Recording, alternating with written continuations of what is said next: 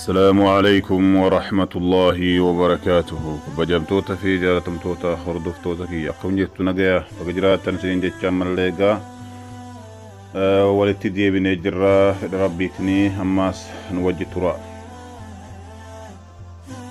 بقنا تربة قبصو قرصا سرنا هاي السلاسة أفرا كوفي سوفتا سماتور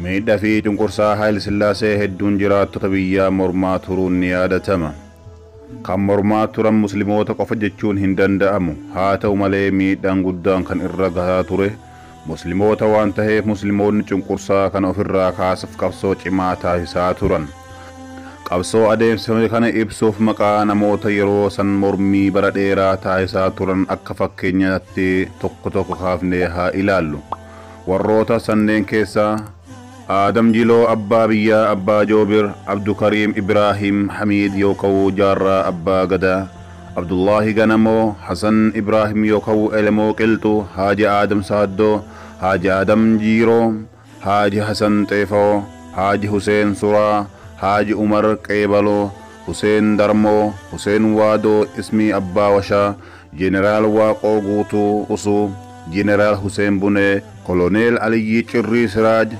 Haji Ishaq fi kan fakkaatan maqaa kaasnee dubbatuun ni danda'ama. Asirratti wanti hubachiisuu barbaadu warroonni asiin olitti dubbataman kunniin qabsoon isaanii sabummaadhaaf malee islaamummaa fi miti warroonni jedhan hin dhabaman. Garuu dubbiin akkasii miti. Akkuma miidhama ummata isaanii irraa kaasuuf diinan lolaa turan amantiifis lolaa turuu isaanii qabsoon isaanii ni ibsa.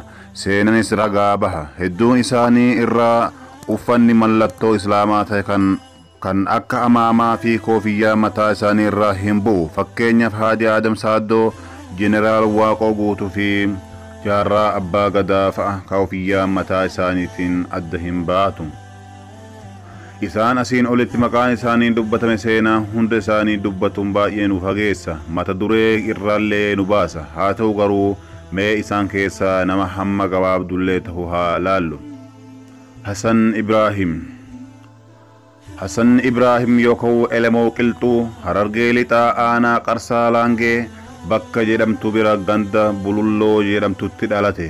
Seenan ijoollummaa Elemoo Qilxuu baay'ee hin beekamu ture. Garuu bara 1956 akka lakkoofsa Awurooppaa Elemoon barnoota Islaamaa barataa osoo jiruu magaalaa Dirre Dawaa keessatti daldalaa Arabaa kan biyya Yaman tokkoof hojjechaa ture. Akka abbaan kitaaba seenaa fi qabsoo Oromootaa nama Muhammad Sheekhaa jedhamu kan Elemoon dhiheenyatti wal beeku irraa odeeffatee argeetitti Elemoo duraan magaalaa Dirre Dawaa keessatti nama biyya Yaman tokko dukkaana gurguraa ture. Namichi kunis erga du'ee waan inni itti dhiisee biraa du'e haaluma gaariin hojjetee maatii isaa haqaa fi amanummaan eegaa ture. Maatiin namtichaa yeroo Yaman irraa dhufan hedduu itti gammadanii turan. Booda yeroo maatii fi qabeenya namichaa fuudhanii gara Yaman deemuuf ka'an Elemoollee galata inni maatii fi qabeenyas akkuma duraa sanitti akka hojjatiinsa itti fufuu itti kennan. Akkuma achi gaheen maqaa isaa kan duraa Hasan Ibrahim ture gara Elemoo Qilxuutti jijjiirratee ture. Bara 1967tti namni Hararii tokko Elemoorraa maallaqa liqeeffatee osoo hin deebisiniif jalaa badee Dirre Dawaatti gale. Elemoon maallaqa kana barbaadatu gara biyyaa dhufe. Namtichi isa jalaa baqate kun dhufuu isaa beeknan badii isatti yaaduu jalqabe. Warroota bulchiinsa mootummaa bira dhaqee Elemoon nama ijoollee Oromoo filee Soomalitti erguudhaan mootummaa irratti waraana uumaa jiruudha jedhee isaanitti kijibe. Basaastonni sirna mootummaa Haayile Sillaasee odeeffannoo sobaa kanaan Elemoon qabanii mana hidhaa Gondar geessanii hidhanii qorannaa isarra adeemsisuu jalqaban. Reebichii fi tumiinsi garmalee waan isarratti adeemsifameef miidhaan guddaan isarra gahe. Tumiinsa haga qeensisaa isarraa buqqa'utti tumameen qaama isaa laamsheessan. Elemoon sababni gara biyyaa dhufeef yakka shororkeessummaa osoo hin taane maallaqa isa jalaa bade barbaadachuuf akka tahe isaaniif hime. Dhimma kana embaasiin Itoophiyaa kan Yaman jirus akka beeke himee fi embaasii bilbilanii gaafannaan dubbii dhugaa tahuu ragaa baanan Elemoo hidhaa irraa gadhiisan. Booda Elemoon maallaqa isaa san kan barbaacha dhufes osoo hin milkaa'in gara Yaman deebi'e. gochi yeroo gara biyyaa dhufe isarratti raawwatame kun miidhaa fi cunqursaan ummata irratti raawwatu maal akka ta'e isa hubachiise. Sirna cunqursaa fi miidhaa ummata irratti adeemsisu kanatti qabsaa'uu akka qabu murteesse. Erga mana hidhaatii ba'ee booda gara Yaman deebi'ee sochii qabsoo hedduu taasise. Biiroo akka banatus mootummaa Yaman irraa heeyyama argatee ture.